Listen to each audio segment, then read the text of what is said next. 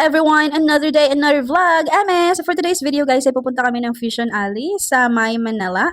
Medyo malayo siya sa amin kaya magla-lunch muna kami at 2 PM na dyan ng hapon. Wala pa kaming lunch. So napag-isipan namin nasa Greenwich kami magla-lunch. Kasi aside sa Mang Inasal, ang bet niyang kainan na fast food ay Greenwich kasi gusto niya yung pizza and then chicken nila. Kaya before kami pupunta ng Fusion Alley ay magla-lunch muna kami. And after namin mag-lunch, dumaan kami ng Baclaran. And after niyan ay pupunta na kami ng Fusion Alley mismo.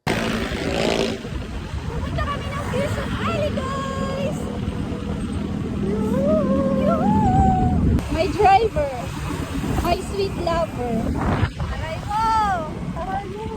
Ito yung mga dinaanan namin bago kami makarating ng Fusion Alley. Yan, sa may Maynila mismo, sa may Luneta Park, sa may Museum, National Museum, and sa may Quiapo Church. And tina, nasa Fusion Alley na tayo! Food trip na this! Charis, kakakain lang namin, food trip na ulit.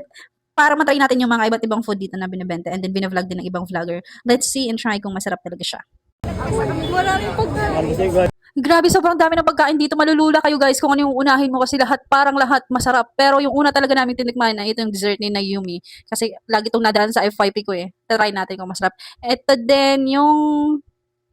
Hindi ko alam talaga ang tawag dyan. Sorry na, nakalimutan ko. Basta yan yung may katayfi sa loob. Masarap siya, hindi siya masyadong matamis sa loob.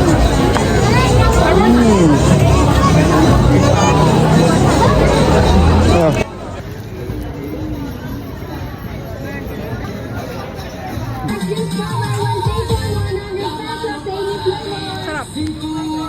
May steak din na parang masarap siya pero hindi na kami kumain kasi sobrang busog na nga namin kasi di ba nag-rice na kami kanina. Daming tao dito guys.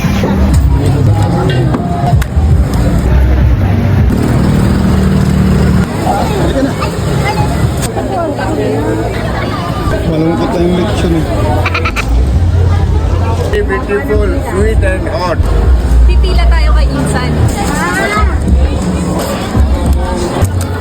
Hindi na kala.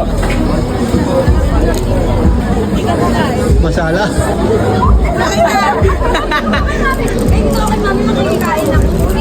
Thank you.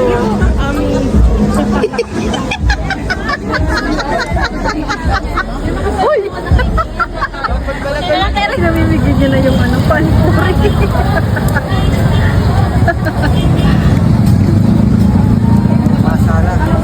Ang next naming tinikman ay itong grilled cheesy oyster. Masarap siya guys, promise. 115 lang siya, 10 peraso na. Sobrang sarap niyan, legit. Huwag yun ang pansinin yung mukha ko kasi nag-break and break out yan siya.